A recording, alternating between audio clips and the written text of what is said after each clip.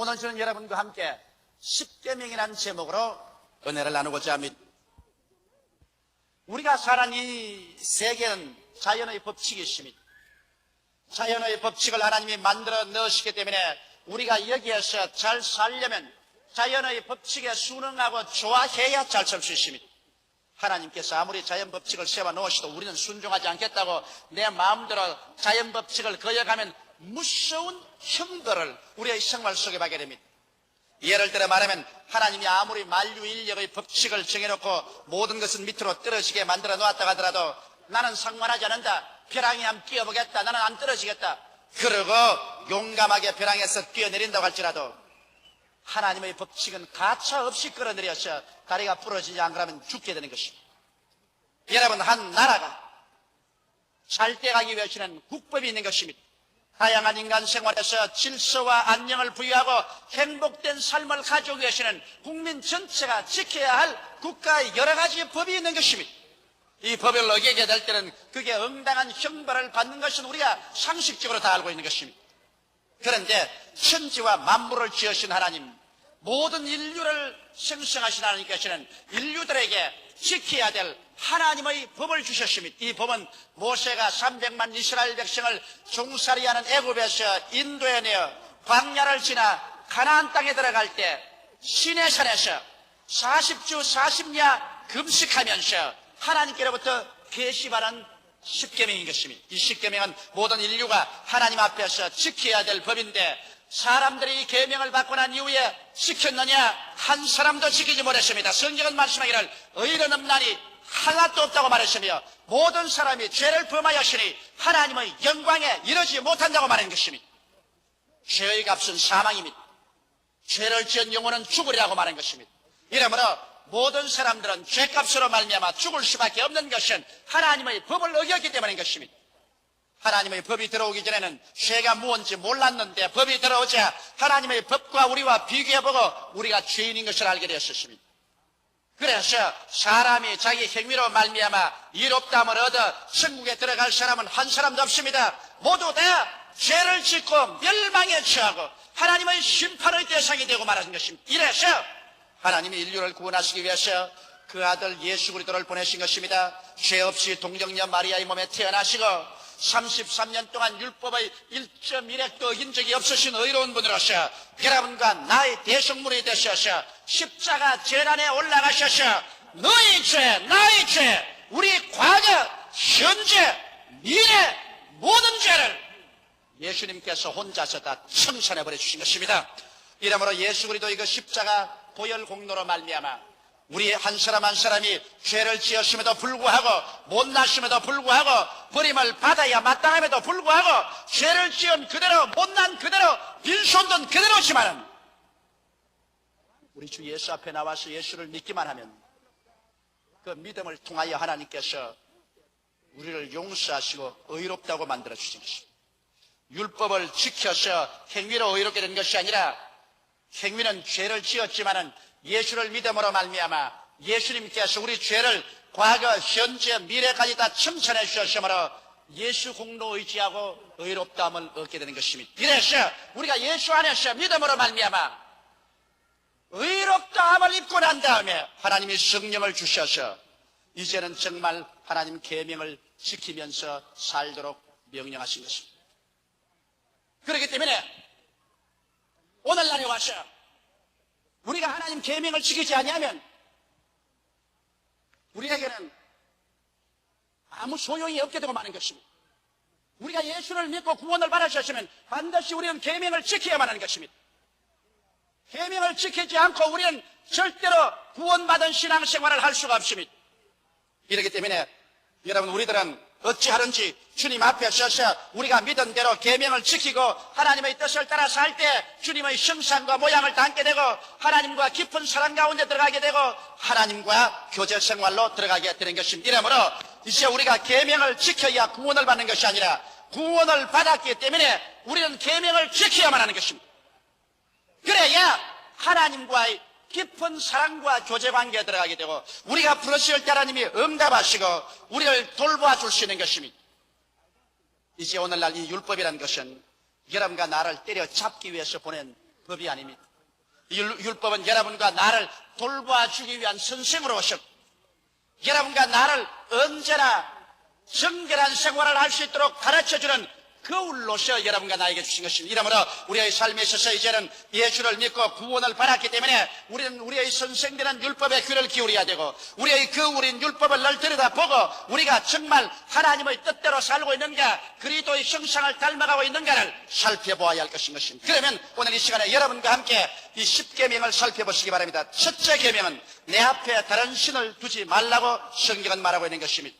여러분, 천지와 만물을 지으신 신은 여호와 하나님 한 분밖에 계시지 않습니다.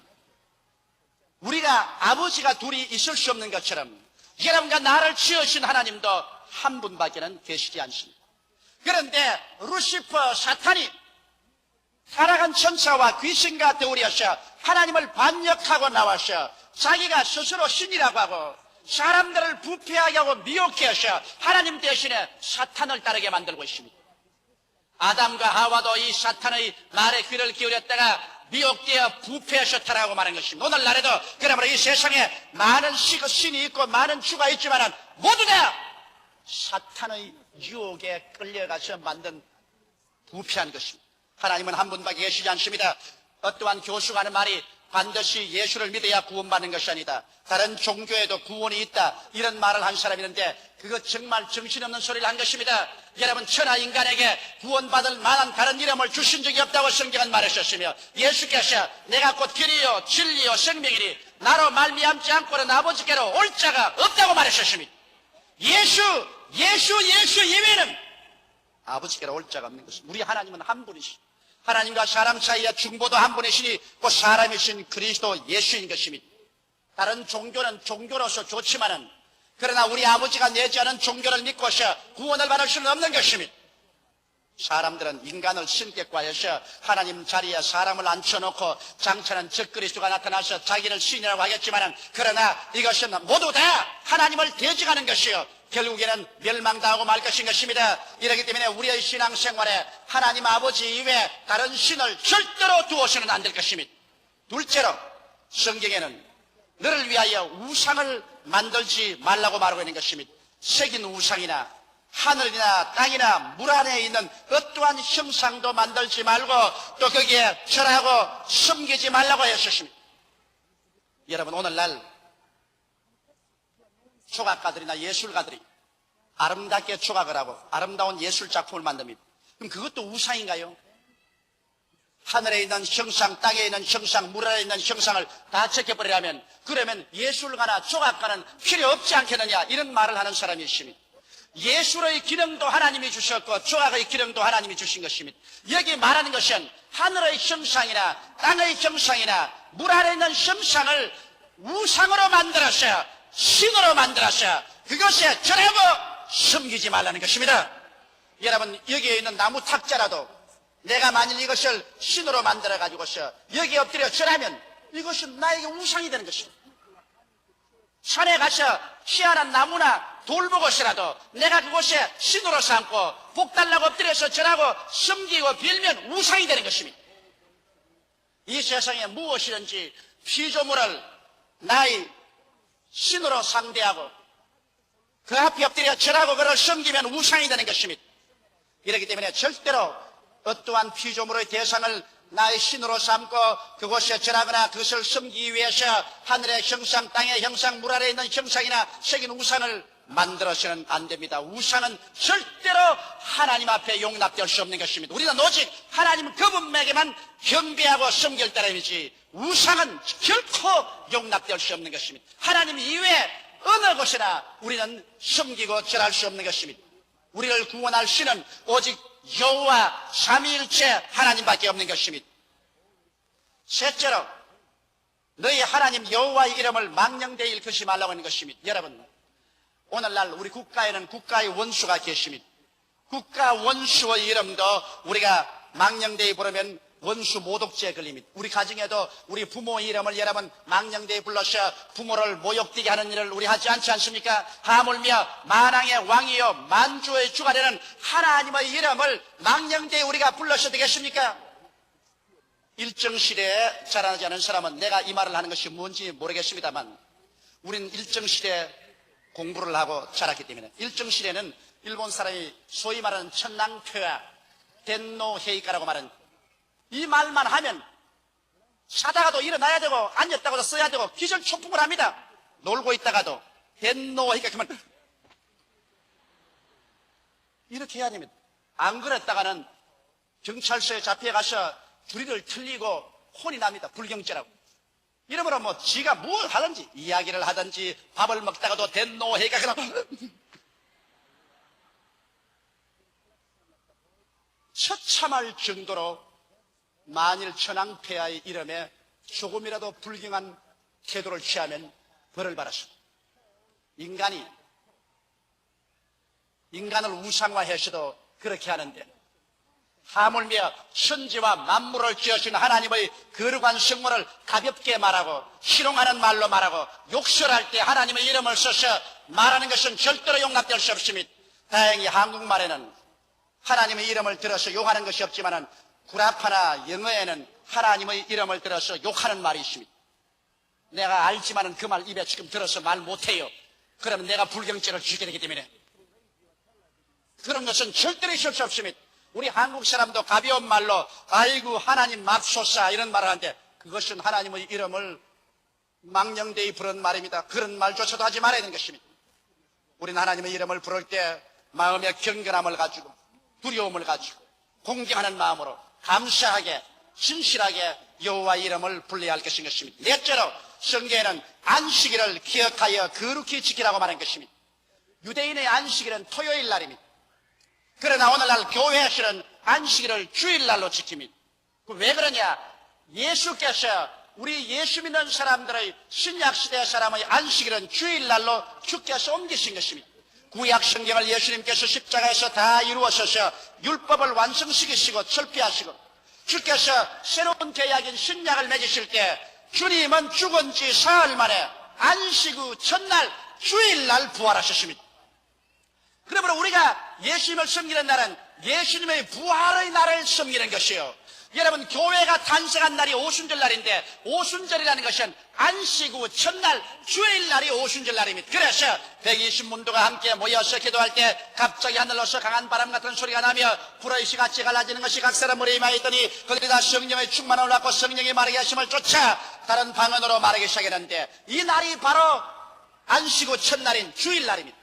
그러므로 우리는 교회가 탄생하고 성령이 강림한 날을 안식일로 지키는 것입니다. 또 나아가서 초대교회는 그들이 예배 드릴 때 주일날 부활을 기념하는 날 성령 강림하는 주일날을 안식일로 지켰습니다. 성경 고린도전서 16장 1절로 2절에 보면 성도들을 위하여 연보에 대하여는 내가 갈라디아 교회들에게 명한 것 같이 너희도 그렇게 하라. 매주일 첫날에 너희 각 사람이 일을 얻은 대로 저축하여 두어서 내가 갈 때 연보를 하지 않게 하라고 말한 것입니다. 이러므로 매주일 첫날인 주일날에 모여서 예배보고 연보를 모아놓으라고 말한 것입니다. 그러면 우리가 이 주일날을 거룩히 지키되 이 날에는 일체 모든 일을 쉬고 하나님만 섬기고 편안히 쉬어야만 되는 것입니다.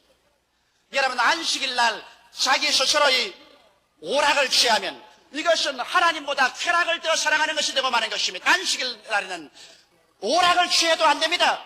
이 날에는 하나님 말씀 듣고 기도하고 성경 읽고 가족들과 함께 하루 휴식해야 되는 것입니다.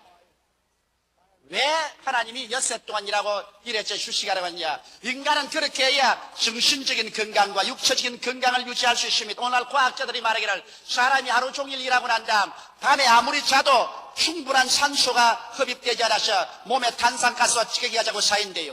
엿새 동안 탄산가스와 찌꺼기가 쌓인 것 일회째 하루 쉬어야 이것이 다 소절에 나오고 충분한 산소가 들어와서 몸이 새롭게 된다는 것입니다. 그렇지 않고 일회 하루 쉬지 않고 계속 일하면 몸에 탄산가스가 자꾸 집적되고 노폐물이 취직되어서 그래서 사람이 급기야 병들고 나중엔 치료할 수 없는 그와 같은 처참한 징에 떨어지고 만다는 것입니다. 오늘날 너무나 많은 사람들이 정신적으로 스트레스를 겪고 몸에 병들고 고통이 당하는 것은 엿새 동안 일하고 일회째 하나님께 나와서 쉬며 하나님을 경외하지 않기 때문에 그런 것입니다. 그러면 요사이 안식일에 쉬라고 했다고 일선 장병들 총도 다 놔버리고 발전소에서는 전기 생산도 다 거쳐버리고 자동차 기사는 버스도 운전하지 말아야 되고 그러면 어떻게 합니까? 여러분, 예수님도 안식일을 어긴 이유가 있습니다. 예수님께서는 안식일 날 또 병든 자는 고치기 위해서 안식일을 어겼습니다.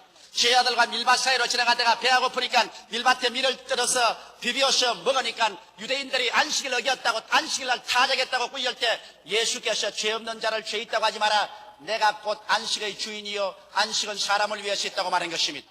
그러므로 여러분, 안식일 날 내가 안 해도 될 일을 하면 죄를 짓습니다. 내 사리 사욕을 위해서 하면 죄를 짓습니다. 그러나 대중의 생명과 안녕 복지를 위한 것은 안식일을 어기더라도 하나님께서 용납해 주시는 것입니다. 이러므로 전기 생산한 사람은 전기 생산해야 돼.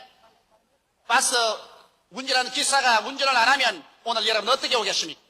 일선 장병들이 안식일이니까 오늘 다 놀자고 총 놔버리면 공산당들이 그냥 그대로 걸어서 들어오고 말 것입니다. 안식일에도 대중의 안녕 복지 질서를 위해서, 대중의 생명의 축복을 위해서 하는 일은 계속해야 될 것입니다. 그 다음 다섯째로 내 부모를 공경하라고 말하겠습니다. 여러분, 우리 동양 사람들은 부모를 공경하라는 말은 어느 세계 사람보다 많이 들었습니다. 우리는 유교 교훈에서 자라기 때문에 부모를 공경하고 부모에게 효하는 것이 모든 인간 윤리 도덕의 근본으로 배워왔습니다. 그러나 공자님의 윤리 도덕과 효가 근본이 된다 하더라도 하나님 모르고 하는 효는 소용이 없습니다. 먼저 하나님을 공경하고 그 다음에 부모에게 효를 다해야 되는데, 그럼 어떻게 해야 부모를 공경할 수 있는 것입니까? 여러분, 부모에게 효도하고 공경하는 것은 부모에게 염려를 끼치지 않는 생활을 해야 되는 것입니다. 나도 우리 자식 때 그래요. 너에게 뭐 호의호식해달란 말 안 한다. 부모에게 염려나 끼치지 말아다오. 건강하고 공부 잘하고 훌륭한 사람 되면 그것이 곧 효다다. 부모에게 염려 근심을 끼치는 것은 불효하기 짝이 없는 일이요 불공경하는 일인 것입니다. 또 부모를 존경하는, 또 부모가 나중에 연노해서 스스로 살아갈 수 없게 될 때 부모에게 일용할 양식과 있을 것과 또 생활할 것을 공급하는 이 공양을 해야 되는 것이 부모 공경인 것입니다. 성경 말씀하기를 지상에서 부모를 공경하라. 그리하면 내가 세상에서 잘되고 장수하라고 말씀하는 것입니다. 여러분, 우리가 오늘날 잘되고 장수하는 것도 부모를 잘 공경할 때 하나님께서 그렇게 축복해 주겠다고 약속하신 것입니다. 나는 부모 공경 안 하면서 자식들 보거나 너희들 날 공경하라고 한다고 해서 이루어지나요? 옛날에 자기 아버지를 고려장하려고 지게에 짊어지고 가서 무덤을 파놓고 난 다음 그 노인을 넣어놓고 조금 먹을 음식을 주고서 지게를 버리고 오니까 따라온 아들이 하는 말이, 아버지 왜 지게 버리고 가요? 그 고려장하기 위해서 할아버지 지고 온 지게인데 왜 가져가니까, 가져가야지요. 그래야 또 아버지 늙으면 내가 짊어지고 와서 내버려야지요. 그 말을 듣고 기절초풍을 하고 난 다음에 그 지게에 도로 자기 아버지를 담아서 짊어지고 왔다는 이야기가 있습니다. 사람이 무엇으로 심든지 그대로 거두기 때문에 자기가 부모에게 잘해야 자식도 나중에 자기 부모에게 잘하게 되는 것입니다.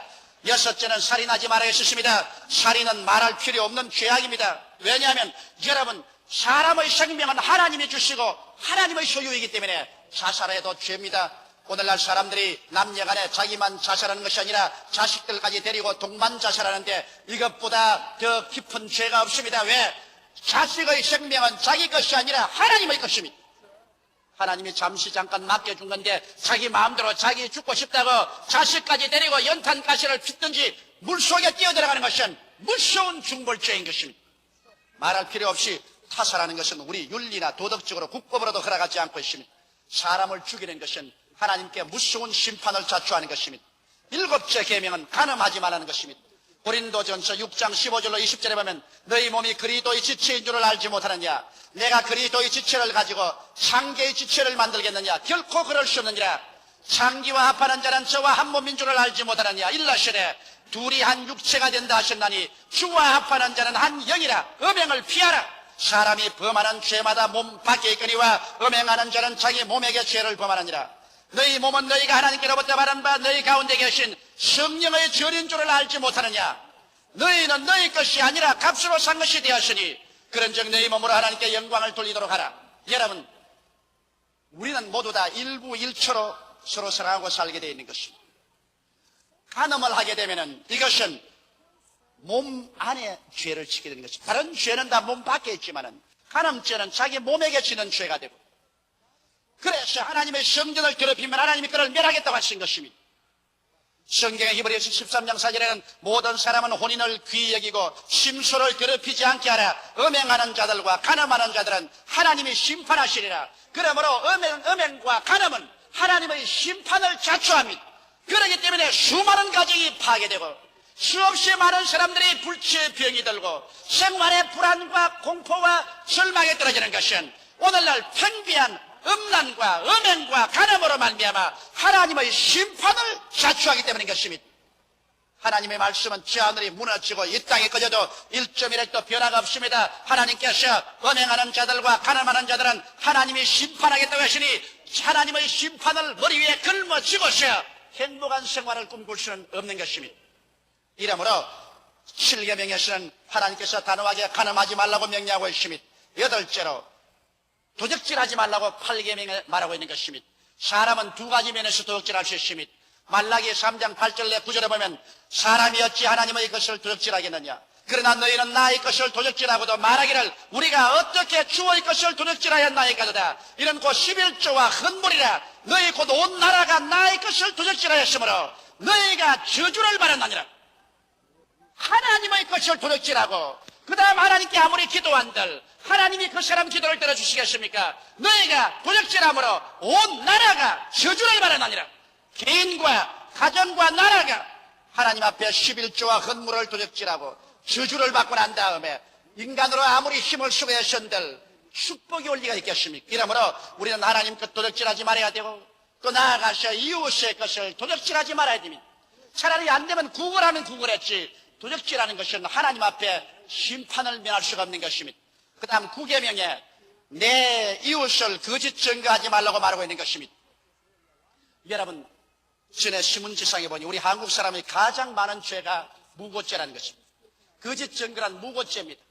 회사에 있다가 나오면 상사의 죄를 무고로서 고해 바치고 정부기관에 있다가 나오면 무고죄로 자기 상사의 죄를 무고해서 바치고 그래서 다른 사람을 어찌한지 핥히고 상처를 입히고 넘어뜨리는 무고죄가 한국 사람들의 가장 무서운 죄 중에 하나라는 것을 내가 보았었습니다. 오늘날 하나님께서는 이 무고죄를 죄 없다고 하지 않습니다. 내 이웃을 거짓 증거하지 마라. 있는 말 없는 말 다 끌어내어 가지고서 거짓으로 거스려 남을 욕하고 남을 망치게 하려고 무고하는 사람은 반드시 자기가 나중에 그 무고에 해당하는 벌을 받게 되는 것입니다. 왜? 우리 한국 속담에도 되어주고 말로만 한다는 말이 있고 하나님께서는 남을 심판하면 그 심판하는 것으로 자기도 심판을 받는다고 말하고 있는 것입니다. 이러므로 내 이웃을 거짓 증거하는 죄를 우리는 회개하고 그 죄에서 노연함 받아야 되는 것입니다. 10계명은 10번 탐내지 말라고 했습니다. 이웃의 아내를 탐내지 말고 그 남중이나 여종을 탐내지 말고 소나 나귀를 탐하지 말고 이웃의 소유를 탐내지 말라는 것입니다. 여러분 사람이 자기 분수대로 사는 것은 좋지만은 자기의 분수를 넘어서 욕망을 할 때 탐욕이 되는 것입니다. 다시 말하면 이것은 우상숭배가 되는 것입니다. 수많은 불행과 죄악이 탐심으로 말미암아 생깁니다. 공무원이 죄를 짓고 부정을 행하는 것은 탐욕이 들어오면 부정합니다.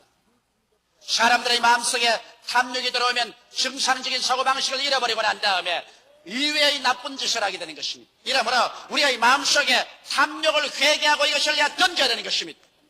여러분 오늘 우리가 10계명을 살펴보게 될 때 이 10계명 중에 한 계명도 내가 어기지 않고 지금 살았다고 생각하는 사람 여러분 가운데 계실까요? 나는 아직까지 살면서 하나님의 10계명 중에 하나도 어김없이 살았다고 하는 사람 한번 손 들어봐 주시기 바랍니다. 계시면 내가 내려가서 엎드려서 절해드리겠습니다. 한 사람도 없습니다. 모든 사람의 죄를 범하였으니 하나님의 영광에 이르지 못합니다. 우리가 계명으로 말미암아 구원은 받지 못합니다. 오직 예수 그리스도의 십자가의 보혈을 믿어서 구원을 받게 되는 것입니다. 한 사람도 계명으로 구원을 받지 못하기 때문에 예수께서 오셔서 너희 죄 나의 죄를 대신 짊어지고 십자가에서 성산해 주셨으므로 이제는 남녀 노유 빈부 귀천할 것 없이 오직 믿음으로 구원을 받게 되는 것입니다. 믿음으로 구원을 받아 놓았기 때문에 이제는 우리가 하나님 아들답게 구원받은 사람답게 살기 위해서 하나님과 더 깊은 사랑의 교통 속에 들어가고 주님의 은총을 받기 위해서 성령의 도움으로 우리는 율법을 지키면서 살아야 하는 것입니다. 성경은 말하기를 나를 사랑하면 내 계명을 지키라고 예수께서 말씀했는데 정말 우리가 예수를 사랑한다면 이 10계명을 지켜서 우리의 생활 가운데 매일매일 계명대로 살면 여러분과 나의 생활에 하나님을 공경하게 되고 하나님의 사랑을 받게 되고 우리가 기도할 때 하나님이 응답하게 되고 축복을 내려주시게 되는 것입니다. 이러므로 구원받은 것을 감사하고 이 계명을 날로 지킬 수 있도록 우리는 성령님의 도움을 늘 간구해야 되겠습니다. 다 같이 계시게 기도드리겠습니다. 사랑이 많으시고 거룩하신 우리 아버지 하나님, 주님께서 우리를 불러셔서 구원시켜 주신 것을 감사하옵나이다. 죄를 짓고 불의하고 추악하며 버림을 받아야 마땅한 우리들을 주님께서 부르셔서 예수 십자가 보혈로 용서하여 주시옵소서.